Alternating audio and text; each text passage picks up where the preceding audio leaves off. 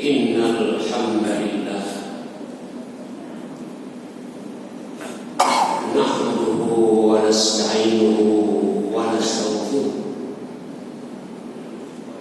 wa na'udzu billahi min shururi anfusina wa min sayyiati a'malina. May yahdihillahu fala mudilla lahu wa may yudlil fala hadiya lahu. Asyhadu an la ilaha illallah wa asyhadu anna Muhammadan abduhu wa rasuluh. Allahumma shalli wa sallim wa barik ala Muhammadin wa ala alihi wa ashabihi ajma'in. Amma ba'du, fa ya Allah, usikum wa nafsi bittaqwallah faqad faza al-muttaqun. Qala Allah Ta'ala fil Qur'anil Karim, a'udzu billahi minasy syaithanir rajim. Bismillahirrahmanirrahim. Ya ayyuhalladzina amanu taqullaha haqqa tuqatih wa la tamutunna illa wa antum muslimun. Shadaqallahul adzim. Hadirin jamaah salat Jumat rahimahullah, marilah kita senantiasa berusaha untuk selalu meningkatkan kualitas takwa kita kepada Allah Subhanahu wa Ta'ala. Setiap Jumat khatib selalu mengimbau pada diri khatib sendiri dan kepada jamaah agar selalu meningkatkan ketakwaan. Jadi setiap minggu kita selalu mengupdate, memperbaharui takwa kita.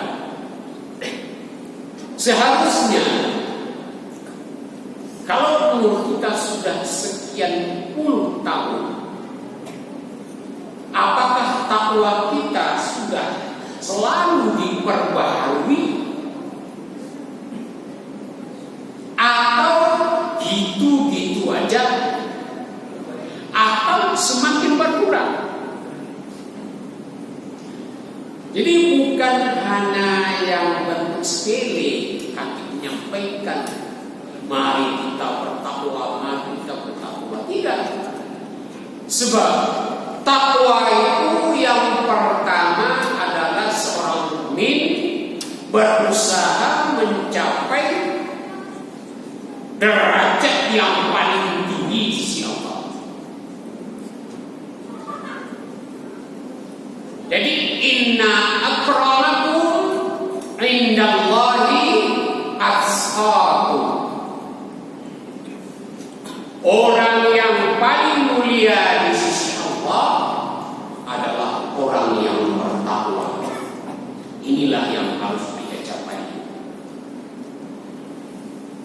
Kalau kita tidak memperhatikan masalah takwa ini, kita khawatir kita tidak termasuk orang yang mulia di sisi Allah Subhanahu wa Ta'ala.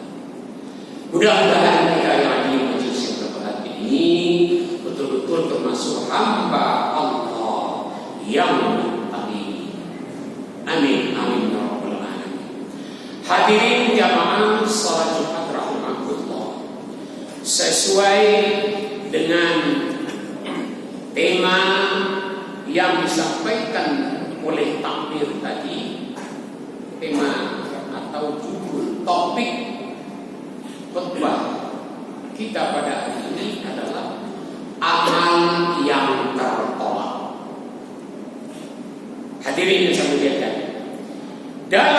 surat Az-Zariyat surat ke-51 ayat 56, Allah berfirman, wa ma khalaqtul jinna illa liya'budun.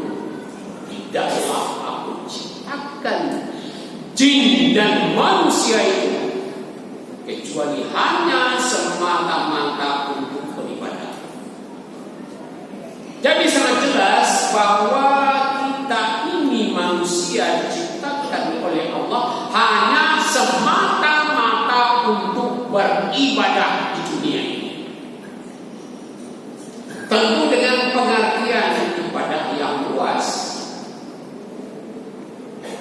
Beribadah sesuai dengan profesi kita. Yang berdagang, berdaganglah, tapi niatkan untuk beribadah. Yang menjadi politikus silakan, tidak apa-apa. Kita wajib berpolitik, kalau tidak kita dipolitiki oleh orang. Tapi niatkan politik itu untuk beribadah. Hadirin yang saya muliakan, artinya apa? Bahwa kita ini disuruh menyembah Allah. Untuk apa kita disuruh menyembah Allah, beribadah? Lain tidak, hanya untuk mengesahkan Allah. Allah tidak mau dimadu, Allah tidak mau diduakan. Jadi kita beribadah hanya semata-mata untuk beribadah lillahi ta'ala. Itulah makhlukul jinna wal insa illa liya'budun. Dalam ciptakan jin dan manusia hanya semata-mata untuk beribadah kepadaku, menyembah kepadaku, mengesahkan aku. Itulah maksudnya. Hadirin yang saya muliakan, untuk apa kita disuruh Allah beribadah? Tentu ada maksudnya. Kita disuruh beribadah kepada Allah agar kita mengagungkan Allah, mengesahkan Allah, beribadah kepadanya. Nah, dengan demikian Allah tidak diam. Sama dengan seseorang bekerja di perusahaan, di instansi. Kalau dia bekerja itu dapat imbalan. Kalau prestasinya bagus, tentu akan dapat bonus. Begitu juga kita sebagai manusia beribadah kepada Allah. Apa bonusnya? Apa imbalannya? Tiada lain adalah mendapat pahala dari Allah Subhanahu wa ta'ala. Yang mana pahala ini kita kumpulkan setiap beribadah kepada Allah untuk bekal kita menghadap kepada Allah nanti di akhirat. Semakin banyak ibadah kita, tentu semakin banyak bekal yang kita bawa. Sekarang pertanyaannya, apakah semua amal ibadah itu akan diterima oleh Allah? Tentu tidak.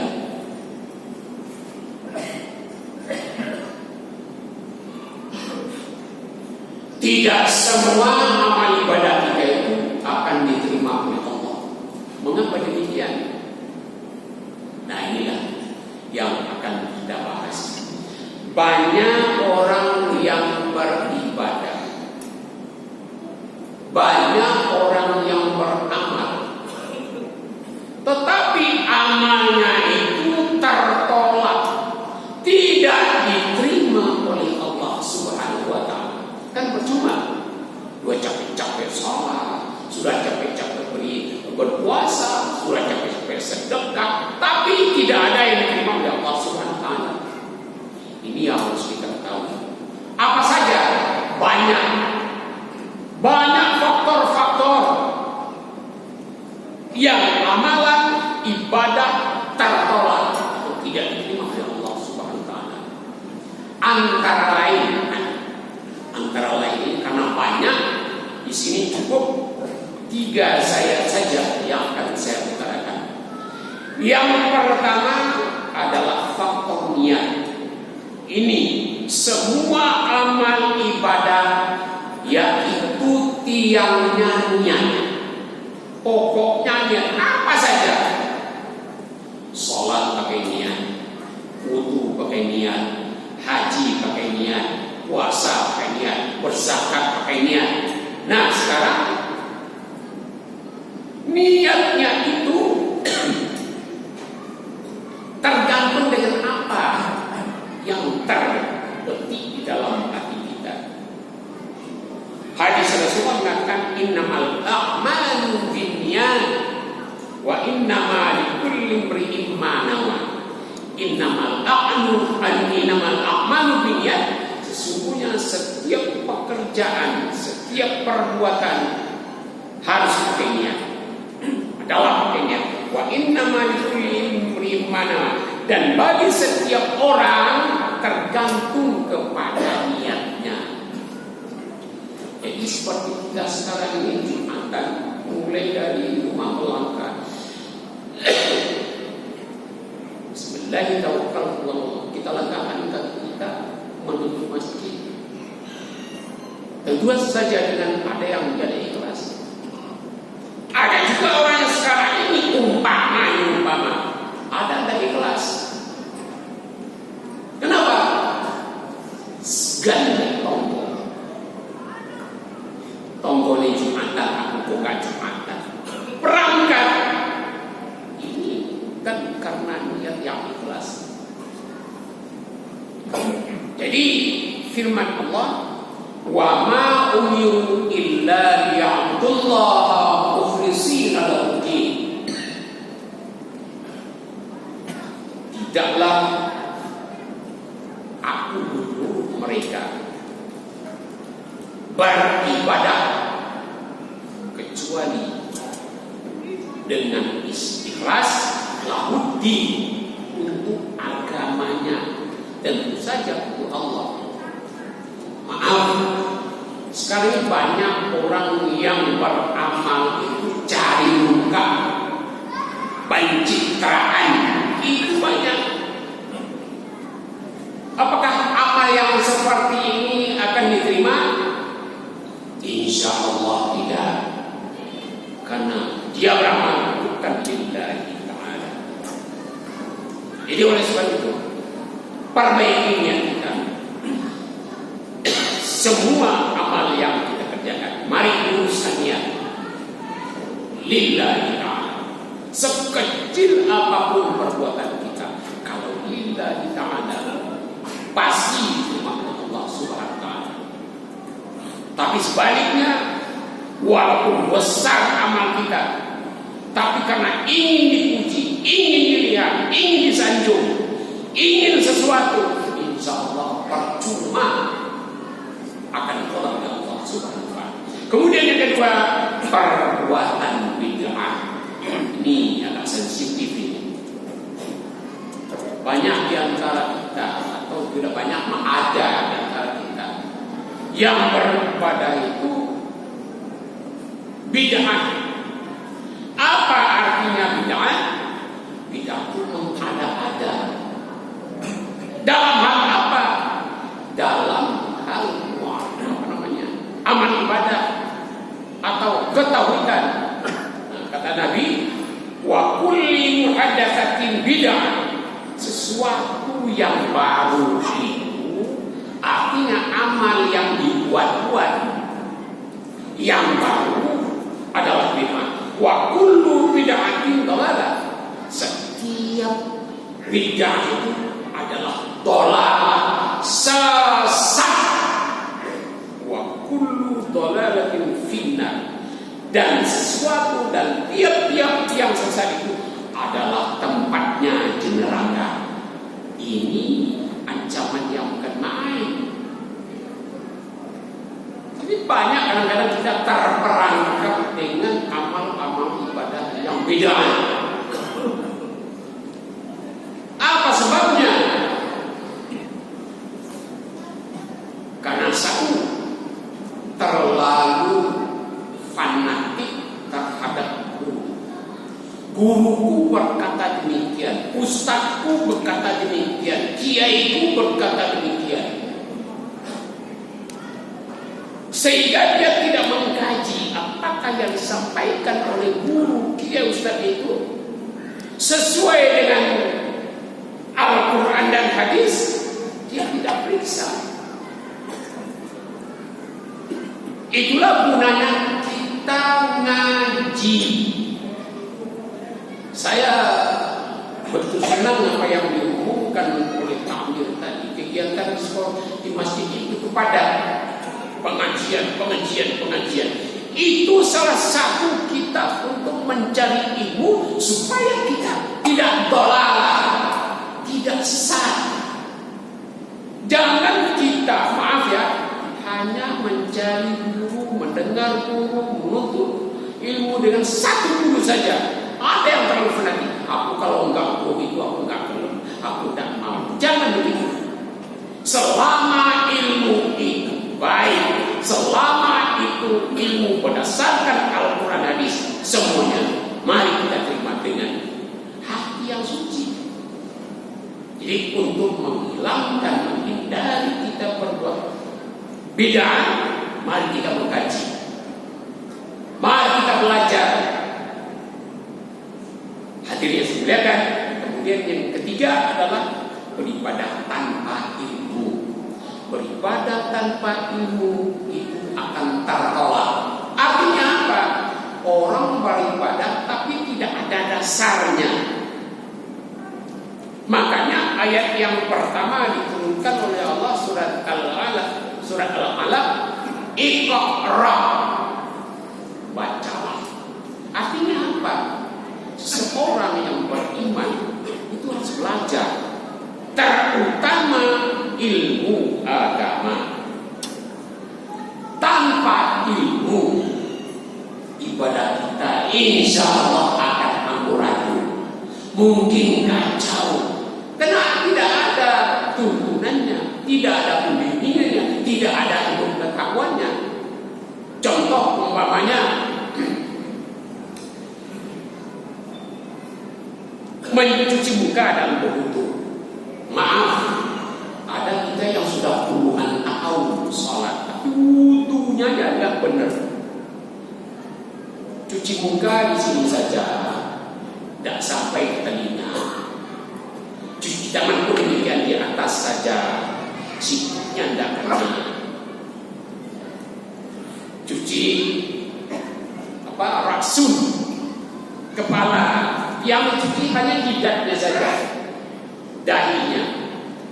Padahal rasun itu dalam kepala, bukan jidat, bukan muka. Nah, kenapa demikian?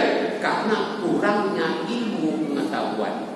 Nah, kalau sholatnya itu berawal dari wudunya yang sudah rusak, bagaimana sholatnya akan diterima? Kemudian yang lainnya, ini yang sering kita dapati. Salah satu surat, yaitu surat Al-Fatihah, surat wajib yang dibaca di dalam sholat. Kalau bacaan Al-Fatihahnya amburadul, baca surat Al-Fatihahnya tidak benar, maka sholatnya juga tidak benar. Contoh umpamanya membaca Alhamdu dibaca Alhamdu, sehingga artinya jauh. Alhamdu, ha, huruf halqi tenggorokan. Alhamdu bukan huruf dada. Sehingga artinya apa? Kalau Alhamdulillah Rabbil Alamin, segala puji bagi Allah Tuhan sekalian alam. Kemudian kalau kita tukar dengan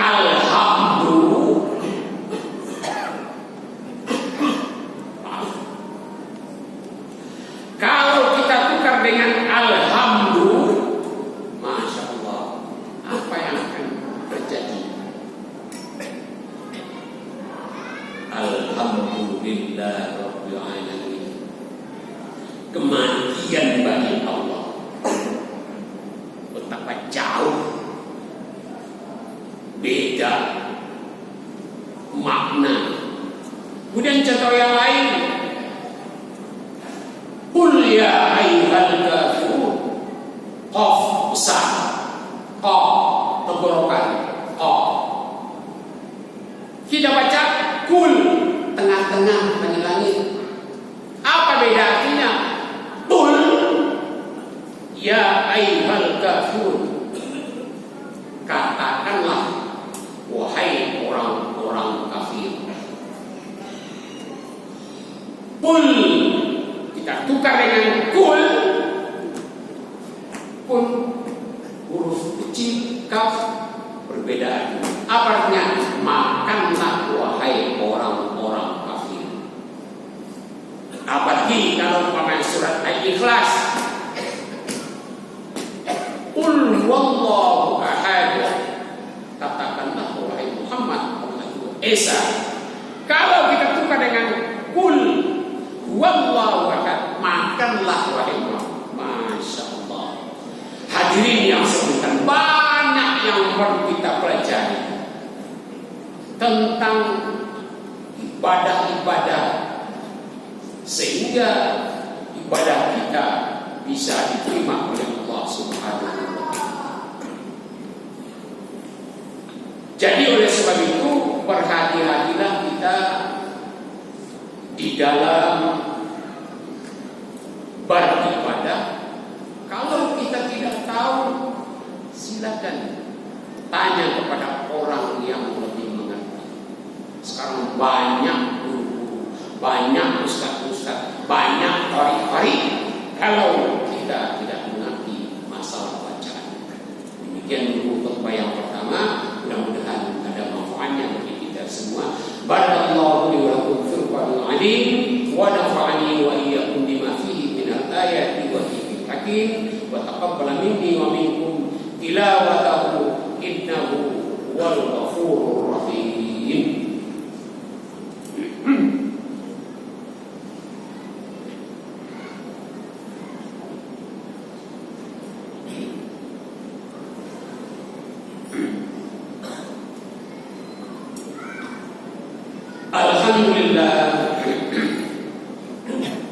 Alhamdulillahilladzi arsala rasulahu bil huda wa dinil haqq liyuzhirahu 'ala dini kullihi wa kafa billahi shahida. Asyhadu an la ilaha illallah wa asyhadu anna Muhammadan 'abduhu wa rasuluh. Allahumma shalli wa sallim wa barik 'ala Muhammadin wa 'ala alihi wa ashabihi ajma'in.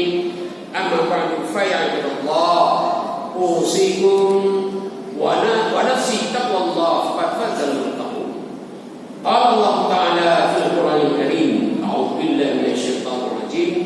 Ya ayyuhalladzina amanu taqullaha wa tanzur nafsum ma qaddamat lighad wattaqullaha innallaha khabirun bima ta'malun. Shadaqallahu alazim. Hadirin jamaah salat Jumat yang Allah. Sekarang bagaimana caranya supaya ibadah kita tidak tertolak, diterima oleh Allah Subhanahu wa Ta'ala? Tentu saja kebalikan dari apa yang saya sampaikan pada khutbah yang pertama tadi. Yang pertama, lakukanlah niat. Tata niat kita dengan seikhlas-ikhlasnya.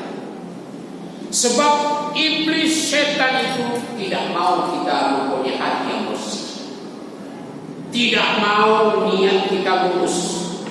Untuk itu berhati-hati, jangan sampai niat kita melenceng, tidak lillahi ta'ala. Insya Allah kalau niat kita itu betul-betul lillahi ta'ala, amal kita tidak tertolak atau diterima oleh Allah Subhanahu wa Ta'ala. Kemudian yang kedua, hindari perbuatan bid'ah. Bagaimana caranya? Seperti apa yang saya katakan tadi, banyaklah kita mengaji, mengikuti kajian-kajian, membaca buku, sehingga kita tidak seperti kata di batang burung. Dengan demikian banyak kita berguru, banyak kita membaca, banyak kita mendengarkan kajian-kajian, insya Allah fikiran kita akan terbuka. Mana yang bid'ah, mana yang tidak. Insya Allah amal kita akan diterima oleh Allah Subhanahu wa Ta'ala. Kemudian beramallah dengan ilmu. Jadi seperti biasa katakan tadi, seseorang yang beramal tanpa ilmu, insya Allah amalnya akan kacau, akan amburadul. Kenapa? Tidak ada pedoman, tidak ada tuntunannya. Jadi perlu kita berilmu di dalam beribadah, bukan sakara PJW, bukan norok buntet. Istilah itu fanatik buta. Udah, cari guru sebanyak-banyaknya, kemudian saring mana yang sesuai dengan Al-Quran dan mana yang selaras dengan hadis Rasulullah Muhammad SAW. Insya Allah pada kita akan diterima oleh Allah Subhanahu wa Ta'ala. Mari kita tutup khutbah yang kedua. Mudah-mudahan amal kita yang kita kerjakan diterima oleh Allah Subhanahu wa Ta'ala. Amin amin ya rabbal alamin. A'udzu billahi minasyaitonir rajim. Bismillahirrahmanirrahim. Allahumma shalli wa sallim wa barik ala Muhammadin wa ala alihi wa ashabihi ajma'in. Walhamdulillahi rabbil alamin. Allahumma ighfir lil mu'minina wal mu'minat wal muslimina wal muslimat al ahya'i minhum wal amwat. Innaka sami'un qarib mujibud da'wat ya qadhiyal hajat. Rabbana zalamna anfusana wa illam taghfir lana wa tarhamna lanakunanna minal khasirin. Rabbana taqabbal minna innaka antas samiul alim wa tub alaina innaka antat tawwabur rahim. Rabbana atina fid dunya hasanah wa fil akhirati hasanah wa qina adzabannar. Subhana rabbika rabbil izzati amma yasifun wa salamun alal mursalin walhamdulillahi rabbil alamin.